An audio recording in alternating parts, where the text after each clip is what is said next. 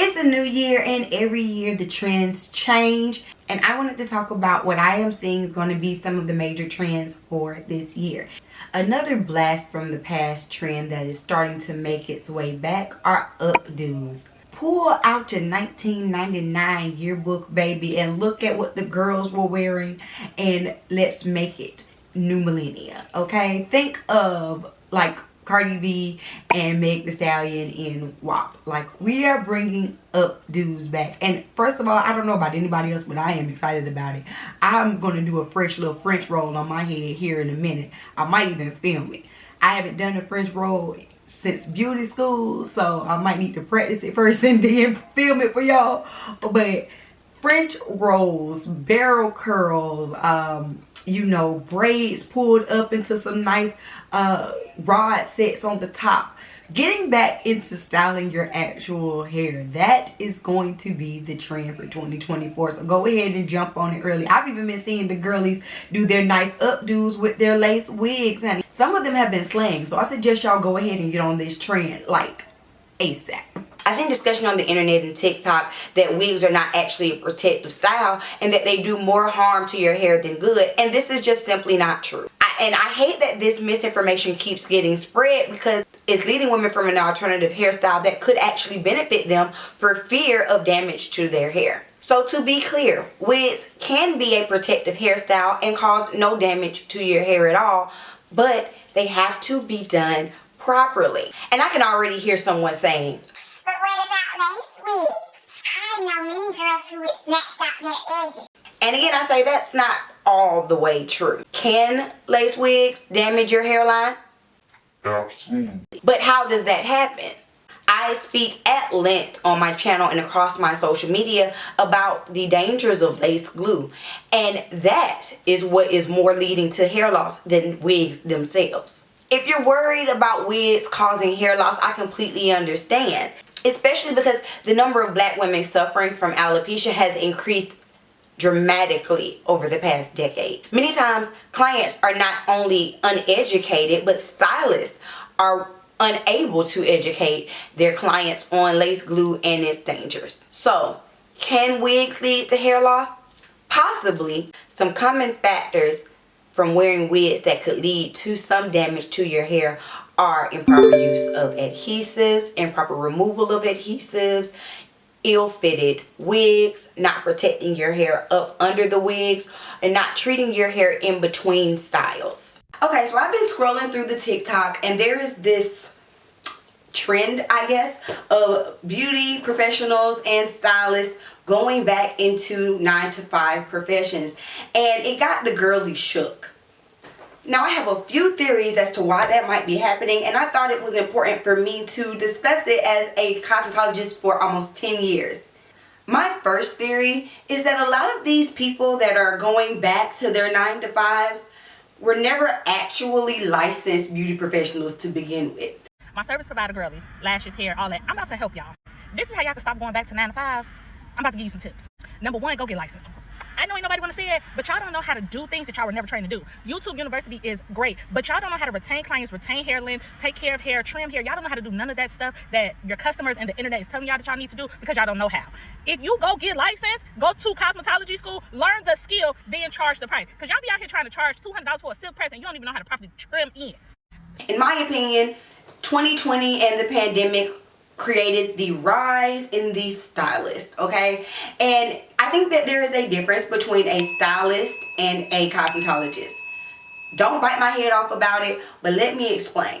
A cosmetologist is someone who went to school, who took theory, who passed a state board test, and who has anywhere from 800 to 2,000 hours worth of experience in the beauty industry before being able to accept clients and actually getting paid for it. In my opinion, a hairstylist is someone who is naturally talented at doing hair and who is able to create a specific style or look for you, but not necessarily like maintain your hair and treat your hair and do all the things that make your hair flourish. So a little over a week ago, a young woman goes onto TikTok and gives her account of what it was like to work for the company Eben New York. Eben is one of those brands that has all of the products that you need when it comes to laying your lace.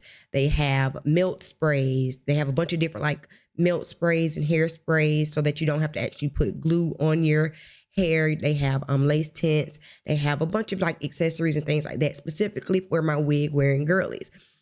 And what many of us I'm sure did not know is that they are a Korean company. This woman was hired on for marketing for this company to do some social media marketing, and she recounts how she did not have a great time being the only Black employee in this entire company.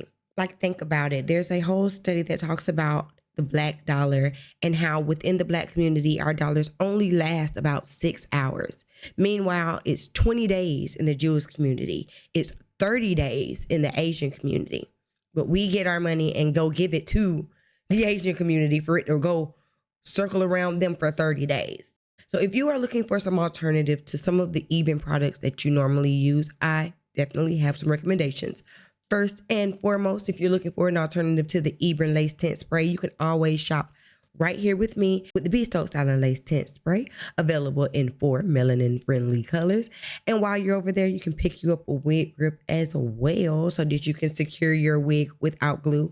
But if you're also looking for some more glueless options, I suggest checking out the Bold Hold brand. Now, when you think of Bold Hold, people automatically think of lace glue. However, they do have the Bold Hold lace jelly, which is a glueless option. Y'all, let's start circulating things around our community. Myth number 2, and I hear this one a lot. I even say it. Don't pluck out your gray hair. You're going to make more grow in. And technically, that is not true. I don't care what nobody said. My grandma would say you pluck 1, 2 more grow in. But scientifically, no, you only have 1 follicle, and that follicle is going to regenerate itself. So you pluck 1 hair out, and just 1 hair is going to grow in that place. However, why are we plucking out hairs? Why are we plucking out grays? Let's not do that. If you want to cover your grays without damaging your hair, there are a lot of options. If you don't want to fully accept that gray, get a quick little glossing treatment, a quick little glaze, something quick, a quick little rinse. Okay, so nothing that's going to be too permanent or too harsh on your hair. But we ain't got to pluck grays. We come to your hairstylist, she can get rid of them. So that myth is debunked. Now, the state of Georgia has allowed people to provide services without license, such as braids and sew-ins, for many years now. So they're broadening it to makeup artistry and as well as threading and blow drying, which I can understand because you do not actually use any chemicals per se.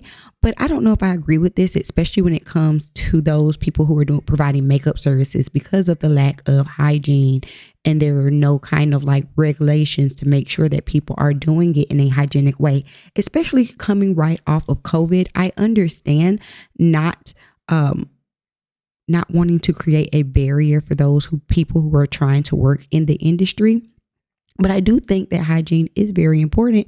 And with all the rise of people discussing how unprofessional beauty services and cosmetology services have become, I think this is just going to be further of a disservice for those clients who are already complaining. Part of the reason that you go to beauty school is to learn professionalism and business practices. And that's why we're having such an influx of the rise of the terrible stylists, in my opinion. But I want to hear your opinion. Sound off down in the comments and tell me, if you are a beauty professional, how do you feel about the state of Georgia restricting some of the requirements for licensing? And if you think that will come to other states as well. If you're a client, do you care? Do you care if these services are performed in a salon or in someone's home? Will that make you not want to go to their home or not want to get these services? Y'all let me know. Sign off down below. So first of all, she is combing the relaxer through. Now, my head is on fire just looking at this. Like, oh my gosh. And If anyone is combing your relaxer through, I just want you to run. Okay? Hear me when I say it. Run. Now, the relaxer's done, and how many is that? 3, 4 passes from the flat iron. You only need 1 pass from the flat iron when you're relaxed, let alone after when you're natural, let alone after a fresh relaxer. Like, this hair is looking lifeless, dull. The ends are split, probably from all that combing. Like, it's so not good, you guys. I wanted y'all to see this because there are so many things wrong with this video. Like I said, make sure, one, that no one is combing through your relaxer. You smooth the relaxer. You do not comb. That's going to cause extra breakage. If her hair is not over processed, it's already, you can tell it looks dry as it is. And I'm assuming that she put like some oil or some grease or something on it during this flat iron because of how bad the flat iron is steaming and how she's trying to fluff the hair and there's no movement. I cringed for the entire however many seconds this video is. I absolutely cringed, and I just wanted someone else to suffer with me. Hey, beautiful people. It's B here, your go-to expert for all things fabulous in the world of wigs and hair care. And today we're diving into something incredibly powerful and inspiring. Tawanda Braxton's recent decision to shave her head and appear bald on the latest season of The Braxtons. If you haven't seen it yet, let me tell you, it is a moment you don't want to miss. I am who I am. You accept me or you just don't accept me. It's just a part of who I am. I have alopecia, and that's just it. Tawanda's bold move is not just a personal choice, it's a beacon of light for so many out there suffering from alopecia or any other form of hair loss. It's a reminder that beauty isn't about fitting into society's standards. It's about embracing your own unique journey. Her bravery sends a powerful message that you are not alone and that self-love can shine through no matter what. I know you spoke earlier about, being able to share your journey with alopecia on the show. When you were first diagnosed, what were some of those initial feelings and thoughts for you, and how do you feel like this will impact others that watch the show? Well, I knew I had it by definition, but it made it real when I went and got the diagnosis from the doctor, and it was I felt relieved. I felt relieved because I was like, okay, I hate being right about that, but I was right about that, So I think for everyone else who's gone through the same journey, that it's okay, and your hair does not define who you are. What do you feel like has been the biggest misconception about a diagnosis of alopecia?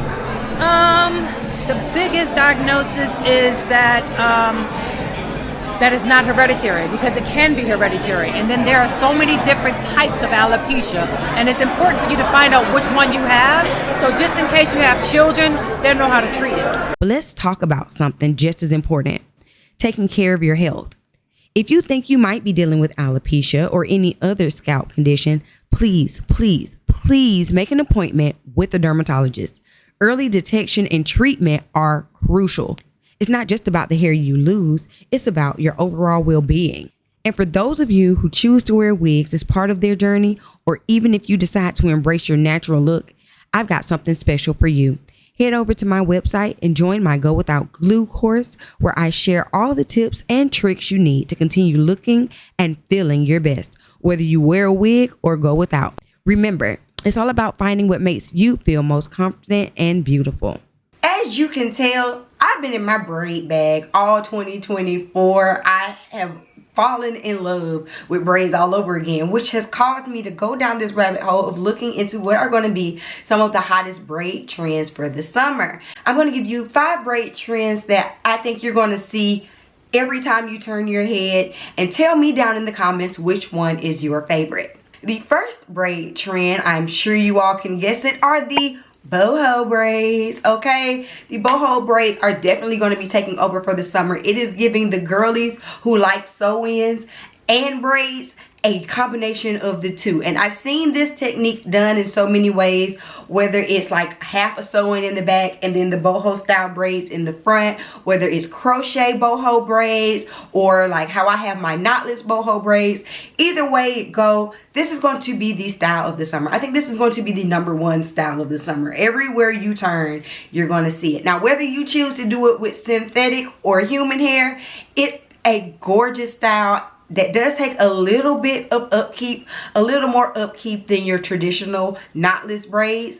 But I don't know, I think it's worth it. Y'all tell me what you think. Also, if you're looking to do this style on yourself at home, I have 2 videos that I will leave linked up here where I show you how to create this style, one with human hair and then one with synthetic hair. So whatever your price option is, you do not want to miss the boho braid train. This article is from Billboard and it says, Sexy Red introduces Northside Princess beauty brand and Sexy Gloss names. This is Sexy Red. For those of you who do not know, Sexy Red is a rapper. I can't name you 3 good songs. I know she's the one that talks about booty hole brown, which is why she's named her lip gloss as this. Let's just get into the names. Because that's why we're here. Let's talk about it. Now, these are some of her promo shots for her new lip gloss. Now, I don't understand the shot. I would think that if you are, promoting lip gloss, you would do something like this. But, who am I? Let's keep going. All right, so let's get into the names. Let's see. We have 8 different shades, and the names are Coochie Juice, Booty Hole Brown, Nut, Pee Hole. I can't say the word, but y'all know what I'm saying. Pee Hole Pink, Yellow Discharge, Gonorrhea, Blue Balls, and Sex on My Period.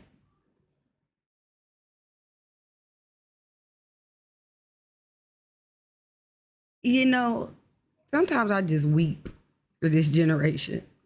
I just weep. Oh, let me just go in the bush and weep. Let me just go in the bush and weep. I just have to go in the bush and weep. Really. First of all, in what world is it cute? Like, I'm not even going to hold you. The only one I could get, not saying that I would put booty hole brown on my lips, but I can get it because of like it being a reference to her song. So I could kind of get booty hole brown and pee hole pink just because of her song. Not to say that I would use it. I'm just saying. But like she was like, well, how much can I push the envelope? Really quick, let's just take a little deeper of a look into the packaging. Just a little bit. We don't have any great shots. Okay, so mind you, these lip glosses look super cheap. They already look like the ones that you could get from like the beauty supply store for $1. And we know that this is nothing but a money grab, but at least make it a smart money grab. Because number one, Sexy's demographic is not me. I am nowhere near her demographic. I'm a 30-plus-year-old woman.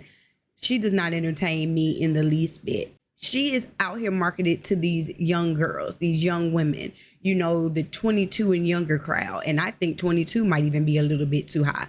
So if I had a 16-year-old daughter and you come in here with some booty hole brown lip gloss, we gonna have a problem.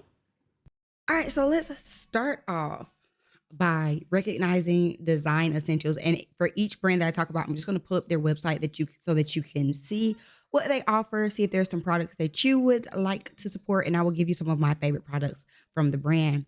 So this is the Design Essentials website. First of all, I absolutely love Design Essentials. Let's go to their products because I want you all to see. They have lines for everything. So when you go into the Design Essentials website, you can see that you can shop you can shop by regimen, you can shop by texture, by hair solution, by collection, because there are a ton. So let's go ahead and just do shop all so that y'all can see some of the things. And I'll give just a few of my recommendations. I have talked about Design Essentials over here on my channel for years. This is a product that I fell in love with when I was in beauty school, Black owned, works for all textures. I've used some Design Essential products on all of my clients, from Black women with 4C hair to white women with 1A hair. Like there's something for everyone. If you look here, you have the Rosemary Mint Stimulating Moisturizer Conditioner. That's this first product here. The Rosemary Mint line, they also have a shampoo with that line as well. One of my favorite lines. Smells good, tingles on your head, just amazing.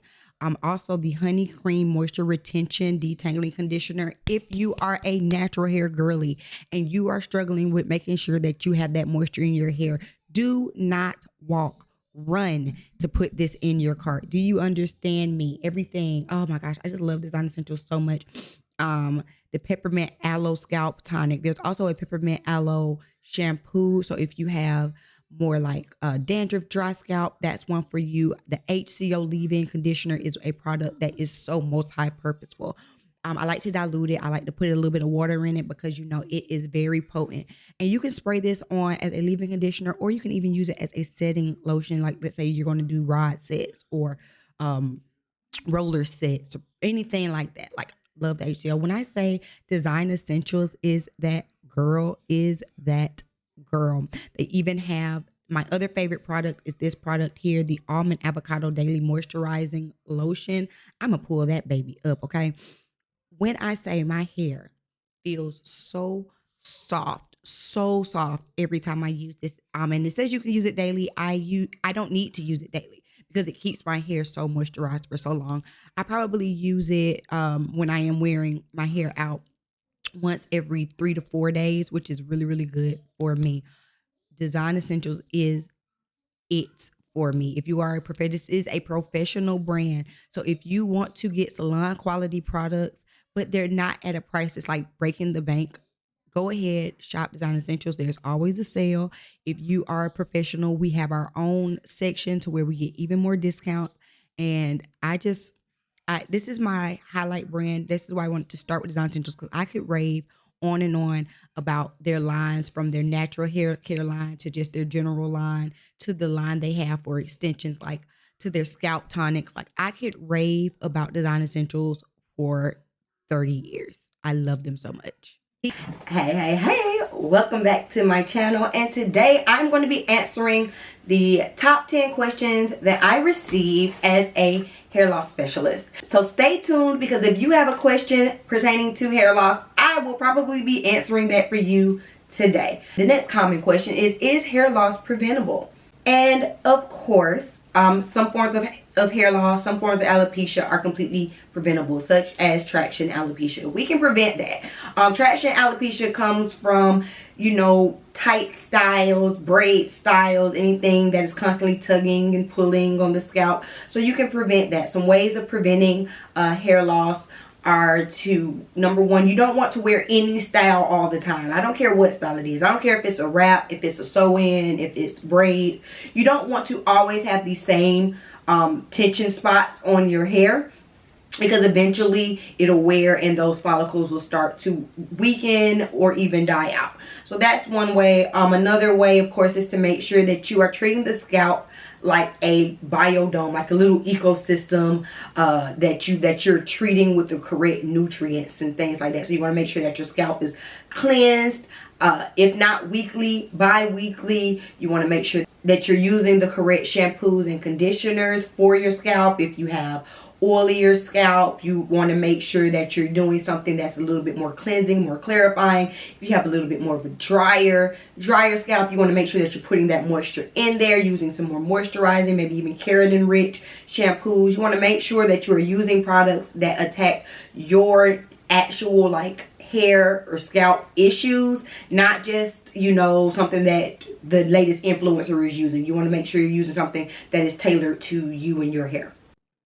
Ice Spice on the red carpet wearing baby fat. First of all, okay, Kimura trying to bring baby fat back. And personally, I don't like it. I love her curls, her signature Annie hair looks cute. Her makeup looks cute enough. I don't like the color of the fur. To me, it's too close to her hair color, so I'm not feeling it. I also don't like the placement of the fur, like all here and down here, and then I don't know. I don't like it. It doesn't look red carpet to me, maybe like music video. It ain't giving red carpet to me. Next up, we have Miley Cyrus looking a hot mess. Like, first of all, Miley is much younger than me. Why is she sucked in like this? Is this what they talk about when they say the Ozempic face? I'm not trying to be mean. I'm just legitimately asking a question.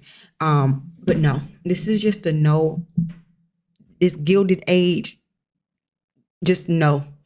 No, let's keep going to the next no. Y'all girl Doja Cat. Okay. The next no.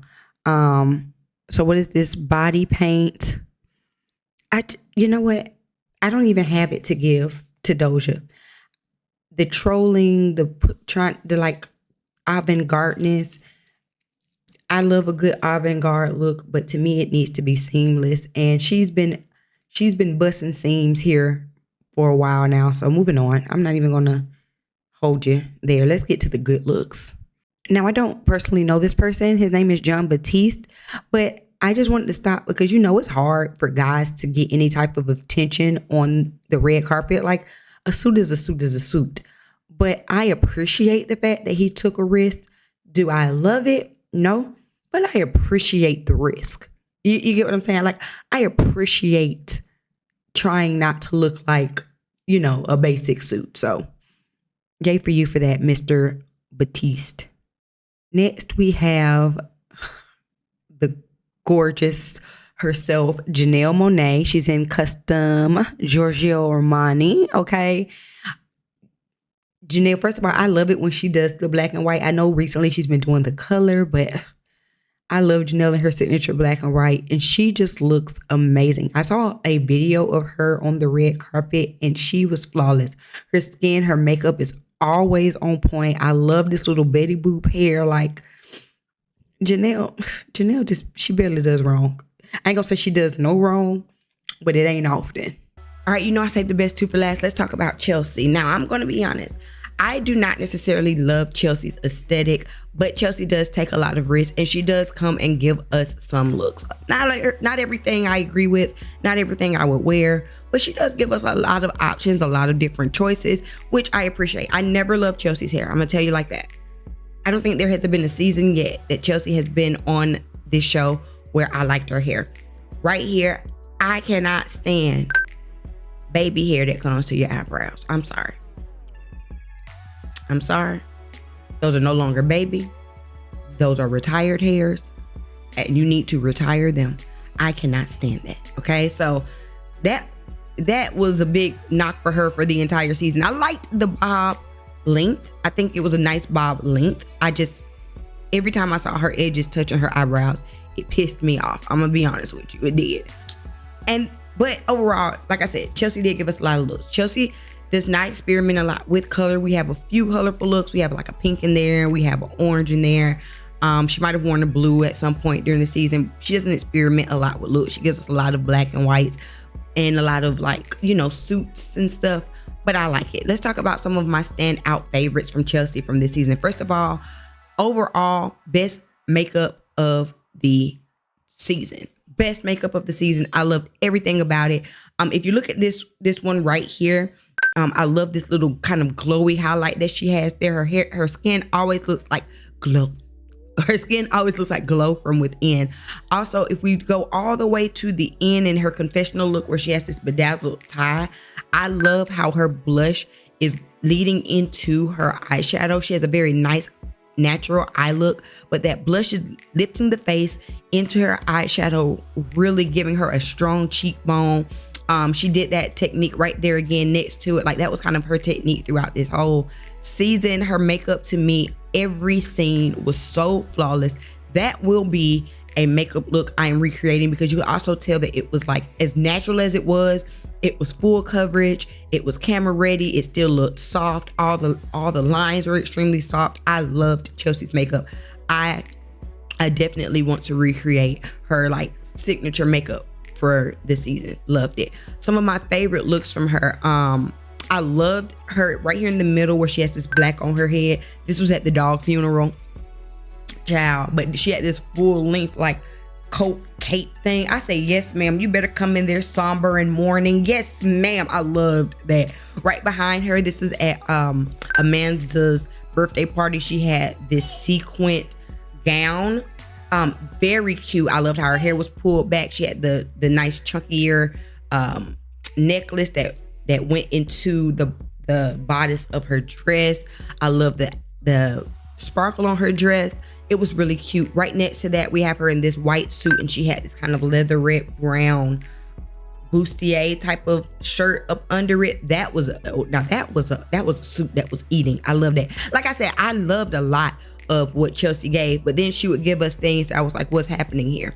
I don't have a picture of the outfit that because I couldn't get a good picture of the outfit that she wore that caused all the stir with Mary. It was like a blazer with a matching skirt. The skirt was really, really short. Chelsea has really long legs. I don't think she realizes how long her legs are. So she has like these really, really long legs and this like really short skirt. It was a skirt and this blazer. And while I didn't dislike the outfit per se, it was short. It was really short, but she had on shorts up under it. So it's not like we saw Pong, but it was short. You know what I'm saying?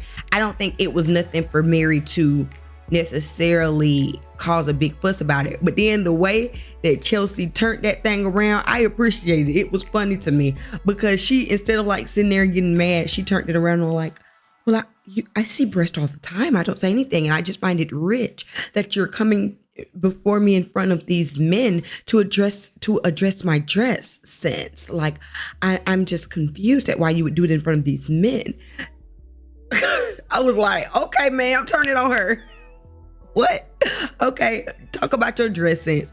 Now, outfit that really was completely inappropriate is right here in this next to the center. She has this white dress shirt with a skinny tie and this like the shorts. I hated everything about the shorts. Number one, you remember when we were kids? I don't know about when I was a kid. I don't know about when y'all was kids, but when I was a kid, we had these panties. And on the back, it had these little ruffles on them. So it was like Penny and the Friend. In the back was like these little ruffles. It was really like girly. That is what that short reminded me of. That's what those shorts remind me of, like those little ruffle panties. And then on top of that, like I saw her Pong, like legit. Like Mary said that her butt was out in that other outfit. Her butt was not out. This outfit, I saw the blackest part of her butt. And you're showing the house. To me, that was crazy. To me, like, I'm sorry. Like, seriously, though. Like, yeah, we ain't got a dress code. Yeah, there's no HR, but come on now. Come on. Another outfit I didn't like right here up at the top where she's drinking this coffee. It's not that she had a little cleavage. It's that the shirt looked too small. She has really big boobs. The shirt looked like if she would raise her hand, her whole tit would flop out. Like, I have no issue with cleavage, but make sure that it fits your chest. You know what I'm saying? So like she wore a lot of different things. There was another dress when her and Emma went out to eat. Again, where it felt like her boobs were squished in and were about to like pour out. Like, show off the girls, baby. You paid good money for them. Just make sure that the dress kind of fits. That's all I'm saying. Let's talk about her storyline. Basically, Chelsea found out that her husband had been cheating on her. Bree brought the secret to her via a third party. The secret that she had found out from a third party, and she brought it to Bree. So Bree is distraught about it. I really hate to hear that. I believe that she did file for a divorce. I believe they're like on the tail end of their divorce. So the secret, there was some validity behind the secret. And you could also tell in that scene that she kind of knew something was up. I think it being brought to her and then being brought to her by someone who is her enemy on the show was really like the nail in the coffin. Because not only are you sloppy, but like you are embarrassing me out here. She just seemed really down this entire season. I really hate that for her. I will say that something that for me, I wanted a little bit more of from this season. I really want, and I know I'm not, like us as an audience, especially this show is not about their lives. It's about real estate. So we're not owed this, but I did kind of want to know what was that conversation? Like what was that conversation between her and her husband? You know what I'm saying? Like we got all this revelation. We see how sad you are. We know that it's really, really affecting you. But then when they ask you about it, you're like, I haven't even talked to him. Now what is happening? And don't get me wrong, I get it. Maybe she's the type that's like, I'm not going to say anything until I have my ducks in a row. I'll say something when I've signed on the dotted line at my other house. I've already decided when and how I'm packing up so that you don't think you're going to play in my face type stuff. Maybe that's what it is. But like, you know, like I feel like I ain't getting no real resolution. I know we not old yet, but I'm just saying that's kind of how I felt. Y'all tell me what you think down below in the comment section, but that's what I was thinking. Let's talk about Chelsea, J's, and Ace. Again, Chelsea had my favorite makeup of the season. That's why I chose this picture, because you could really see her makeup. This little leatherette suit, not one of my favorite suits, but the makeup in this picture beats everything. My least favorite, again, these little panty shorts or whatever those are, that whole outfit, throw the whole thing away. Go ahead and visit my website, www.bssu.com, if you want to learn more about all that's happening over here at Stokes Styling, from our custom wigs to our custom merch. You do not want to miss it, or grab your free gift. Also, please don't forget to join my Go Without Glue course, where I teach women suffering from alopecia how to choose, install, and maintain their wigs without glue and with ease. To everyone else, don't forget to follow me on all socials, links in the D box. I'll see y'all in the next video. Peace.